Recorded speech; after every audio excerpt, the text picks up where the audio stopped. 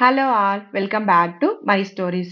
తండ్రి ఇల్లు అమ్మబోతున్నాడన్న వార్త తెలిసిన వెంటనే భర్తకు ఓ మాట చెప్పి వెంటనే బస్సు టికెట్ బుక్ చేయించుకొని మరి హుటాహుటిన ఊరికి బయలుదేరింది శ్యామల. నాన్న, నేను విన్నది నిజమేనా? గుమ్మంలోకి అడుగు పెడుతూనే అంటుంది శ్యామల. అమ్మ శ్యామల, ఇదేనా రావటం? అక్కడ అంతా బాగానే ఉంది కదా అన్నాడు శేషయ్య కూతురి ఆకస్మిక ఆగమనంతో.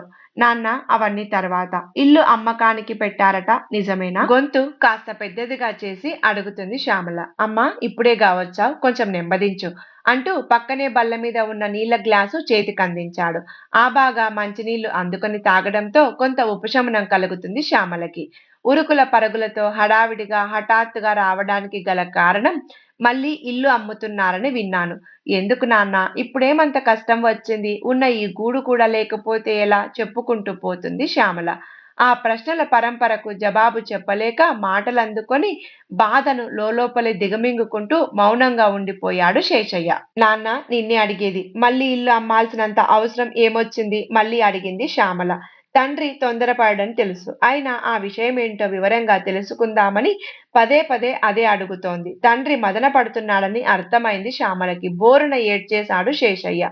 ఎన్నాళ్ల నుండో దిగమింగుకుంటున్న దుఃఖం పొంగుకొస్తోంది. ఏడుస్తున్న తండ్రిని చూసి ఏమైంది నాన్న అంటూ శ్యామలకు కూడా ఏడ్పొచ్చింది. చావలేక ఏడుస్తున్నానమ్మా, చంటి పిల్లాడిలా వెక్కి వెక్కి ఏడుస్తూ అన్నాడు శేషయ్య. అవేం మాటలు నాన్న, తండ్రి కన్నీళ్లను తుడుస్తూ అంది శ్యామల. ఏంటి నాన్న, ఇలా అయిపోయావు? చాలా పాడైపోయావు మనిషివి అంటూ బక్క చిక్కిన తండ్రి శరీరాన్ని చూసి ఇంకా ఏడ్పొచ్చింది శ్యామలకి. నా దగ్గరకు వచ్చేయమని నీకెన్నిసార్లు చెప్పాను? ససేమిరా అంటావు. ఒక్కడినైనా ఉంటాను కానీ ఎక్కడికి రానంటావు. ఎప్పుడో గాని చుట్టపు చూపుగా వస్తావు, అలానే వెళ్తావు. అదేమంటే అల్లుడింట అన్నేసి రోజులు ఉండటం సరికాదంటావు. నా మాట నాదే, నీ బాట నీదే అంటూ తండ్రిపై ప్రేమని బాధ రూపంలో పలికింది శ్యామల. పొలాన్ని కౌలుకి తీసుకొని తిండి గింజలు సంపాదించే సాధారణ రైతు శేషయ్య. పెళ్ళైన 10 ఏళ్లకే భార్య చనిపోయింది. ఒక అమ్మాయితో పాటు 2 మగ సంతానం. కూతురు సాయంతో కొడుకులిద్దరిని పెంచి పెద్ద చేశాడు. పెద్దోడు 10 వరకు చదివాడు. చిన్నోడి చదువు 5 వరకే. తమ్ముళ్ళు చదువుకుంటే చాలని ఇంటికి పరిమితమై స్కూలు గడప కూడా తొక్కలేదు శ్యామల. బడికి వెళ్ళకపోతేనేం, అన్నీ చక్కబెట్టగల లోకజ్ఞానం తెలిసిన పిల్ల. ఆ కారణంతోనే కానీ కట్నం లేకుండా కోడలుగా తీసుకువెళ్లారు అత్తింటివారు. మంచి సంబంధమని, మైళ్ళ దూరమని కూడా ఆలోచించకుండా పెళ్లి చేసి తనకు ఉన్నదే పెట్టి పంపించాడు తండ్రి. తల్లిలా వండి వార్చిన కూతురు గురించి ఎటువంటి దిగుల్లేదు శేషయ్యకి. తన తాత ముత్తాతల దగ్గర్నుండి వస్తున్న ఆ 4 సెంట్ల స్థలంలో ఉన్న పూరింటిని 2 భాగాలుగా చేసి కొడుకులిద్దరికీ సమానంగా పంచాడు శేషయ్య. కొడుకులు తలో పని చేసుకుంటూ కుటుంబంలో ఎలాంటి కలతలు లేకుండా కొంతకాలం సజావుగానే సాగింది జీవనం. కాలం ఎప్పుడూ ఒకే రీతిగా ఉండదు. విధి తన పని తాను చేసుకుంటూ పోతుంది. అసమర్థతకు అప్పుల్లో తేలేసరికి ఇంటికి ఎసరు పెట్టాడు పెద్దోడు. చంకన చంటి పిల్లలున్నారు. నీడనిచ్చే గూడును అమ్ముకుంటే చెట్టుకొకరు పుట్టకొకరు అవుతారని నచ్చజెప్పినా వినలేదు పెద్దోడు. పెద్దోడు పోరు పెట్టేసరికి చిన్నోడికి కూడా ఆశ పుట్టింది. తండ్రి నుండి, తోబుట్టువుల నుండి ఎప్పుడూ ప్రేమ తప్ప ఏమీ ఆశించలేదు శ్యామల. ఇప్పుడు అంతే. ఇల్లు అమ్ముడైంది. తండ్రి గురించి పట్టని తనయులు తలో బాట పట్టారు. కూతురు రమ్మని పట్టుబట్టినా వెళ్ళలేదు సరికదా, కొడుకు చేసిన పనికి ఆ ఊర్లో ముఖం చెల్లక పక్కూరు వెళ్లి ఆ ఉన్న డబ్బుతో సెంట్లు భూమి కొనుక్కొని అందులో ఇల్లేసుకున్నాడు శేషయ్య. కొంతకాలానికి అదే ఊరికి మకాం మార్చాడు పెద్దోడు.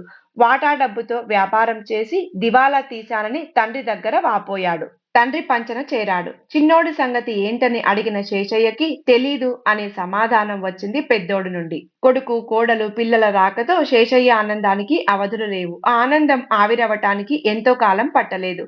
కొడుకు కసుర్లతో, కోడలి విసుర్లతో పెట్టీ పెట్టక, తినీ తినక చిక్కి సగమయ్యాడు శేషయ్య. పిల్లల చేత కనీసం తాతయ్య అని పిలిపించుకోలేని దుస్థితి శేషయ్యది. ఓ రోజు కంచం నిండా అన్నం పెట్టి వాళ్లకున్న బాకీల గురించి ఏకరువు పెట్టారు కొడుకు, కోడలు. ఈ ఇల్లు కూడా అమ్మడం తప్ప వేరొక మార్గం లేదన్నాడు కొడుకు. వత్తాసు పలికింది కోడలు. ఆస్తులు, అప్పులు అంటూ రుణబంధాలు తప్ప అనుబంధాలు పట్టని కొడుకు, కోడలు, ఆ బాటలోని పిల్లలు. నిట్టూర్పుగా నవ్వుకున్నాడు శేషయ్య. ఎందుకు నవ్వాడో అర్థం కాక ఒకరి ముఖం ఒకరు చూసుకున్నారు ఇద్దరు. బాగున్నారని అనుకున్నాను కానీ ఇంత బాధలో ఉన్నారని ఊహించలేదు అంది శ్యామల తండ్రిని ఓదారుస్తూ. నిన్ను చూసుకోవడానికి అమ్మ కూడా లేదు నాన్నా అని చెప్పినా వినిపించుకోకుండా దూరపు సంబంధం చేశావు. నా వద్ద ఉందువు కానీ రమ్మంటే రావు. ఇప్పుడు నీ పరిస్థితి చూడు అంది శ్యామల. తండ్రిపై ఎంత ప్రేముందో స్పష్టంగా కనిపిస్తోంది శ్యామల మాటల్లో. వాళ్ళు వెళ్లి ఎన్ని రోజులవుతుంది అన్న శ్యామల మాటకు నెల పైనే అవుతుంది అని శేషయ్య వైపు నుండి సమాధానం వచ్చింది. తోబుట్టు వచ్చిందని తెలుసుకొని ఇంటికొచ్చింది ఆ ఊర్లోనే అద్దెకుంటున్న పెద్దోడి కుటుంబం. బాగున్నావా అంటూ అందరూ పలకరించగా కుశల ప్రశ్నల తర్వాత అసలు విషయం చెప్పండి అంటూ నిలదీసింది శ్యామల. విషయం అంటే ఏముంది? ఈ ఇల్లు అమ్మితే సమస్యలు అన్నీ తీరుతాయి అంటాడు పెద్దోడు. అందరూ అదే మాట వల్లెవేశారు. సమస్యలు తీరుతాయి అంటున్నారు సరే. మరి నాన్న సంగతి ఏంటి? అంటుంది శ్యామల తమ్ముడి వైపు చూసి కళ్ళెగరేస్తూ. నీళ్లు నమిలాడు పెద్దోడు. సమాధానం కోసం మరదలి వైపు చూస్తుంది. మరదలు తల తిప్పుకుంటుంది. పిల్లల వైపు చూస్తుంది. మాకేం తెలీదన్నట్లు నేల చూపులు చూస్తున్నారు పిల్లలు. మీ వద్ద సమాధానం రాదు. కాదు కాదు మీ వద్ద సమాధానం లేదు. నీ తండ్రి ఎలా ఉన్నాడు? నీ తమ్ముడు ఎక్కడ ఉన్నాడు? జీవితం అంటే ఎప్పుడూ డబ్బేనా? ఇంకేం లేదా? ప్రశ్నల్ని గుప్పిస్తూ పెద్దోడు నిలదీసింది శ్యామల. సరిగ్గా 17 ఏళ్ల క్రితం ఏం చేశావో ఇప్పుడు అదే చేస్తా అంటున్నావు. నీతో పాటు నీ భార్య, పిల్లలు కూడా. ఒక సమస్య ఎదురైందని వద్దంటున్న ఇల్లు అమ్మి 10 సమస్యలు కోరుకొని తెచ్చుకున్నట్టై చెట్టుకొకరు, పుట్టకొకరు అయ్యారు. మళ్ళీ ఈ ఇల్లే గతైంది. మళ్ళీ అదే తప్పు చేస్తాను అంటున్నావు. అది ఎంతవరకు సమంజసమో నువ్వే చెప్పాలిరా పెద్దోడా అని సూటిగా అడిగింది శ్యామల. నీడనిచ్చే గూడుని అమ్మాలనే ఆలోచన ఎలా వస్తుందిరా నీకు అంటూ గట్టిగా నిలదీసింది శ్యామల. తలదించుకున్నాడు పెద్దోడు. పెంచి పెద్ద చేసిన తండ్రిని చూడనంటూ ముఖం చాటేశావు. ఇంటి కోసం మళ్ళీ తలుపు తట్టావు. నీ పాచిక పారకపోవడంతో గడప దాటావు. ఇల్లు అమ్మాల్సిందేనని ఫోన్లు చేసి మరీ పోరు పెడుతున్నావు. నీకు 2 పిల్లలున్నారు. ఆవు చేల్లో మేస్తే దూడ గట్టున మేస్తుందా? రేపు నీ పరిస్థితి ఇంతే. విధి ఎవ్వరినీ వదలదు. ఎవరికివ్వాల్సింది వారికిస్తుంది. అది మంచైనా, చెడైనా. అవసాన దశలో ఉన్న కన్నతండ్రిని కష్టం పెట్టడం తప్పురా. మీరైనా ఆనందంగా ఉన్నార్రా. ఇలాంటి ప్రవర్తనతో అనర్థాలు తప్ప ఆనందాలు ఉండవు అంటూ హితవు పలికింది శ్యామల. శ్యామల మాటలకు సత్యం బోధపడింది పెద్దోడికి. కళ్ళల్లో నీళ్లు తిరిగాయి. భార్య, పిల్లలతో సహా తండ్రి కాళ్ల మీద పడతాడు. తల్లిదండ్రులకు ప్రేమించడం, క్షమించడం తప్ప ఏం తెలుసు? అదే చేశాడు శేషయ్య. తండ్రి గురించి జాగ్రత్తలు చెప్పి చిన్నోడిని కూడా చేరదీసి అందరూ కలిసి ఉండండి. రెక్కల కష్టాన్ని నమ్ముకోండి. అది ఎప్పటికీ ఒమ్ము కాదని మంచి చెప్పి వచ్చిన పని పూర్తి అవ్వడంతో తెల్లారి బస్సుకు విశాఖపట్నానికి బయలుదేరింది శ్యామల. ఇది ఇవాల్టి కథ. ఈ కథ మీకు నచ్చితే లైక్ చేయండి. ఛానల్‌ని సబ్స్క్రైబ్ చేయండి. కథను లాస్ట్ వరకు విన్నందుకు ధన్యవాదాలు. మరొక మంచి కథతో మళ్ళీ కలుద్దాం.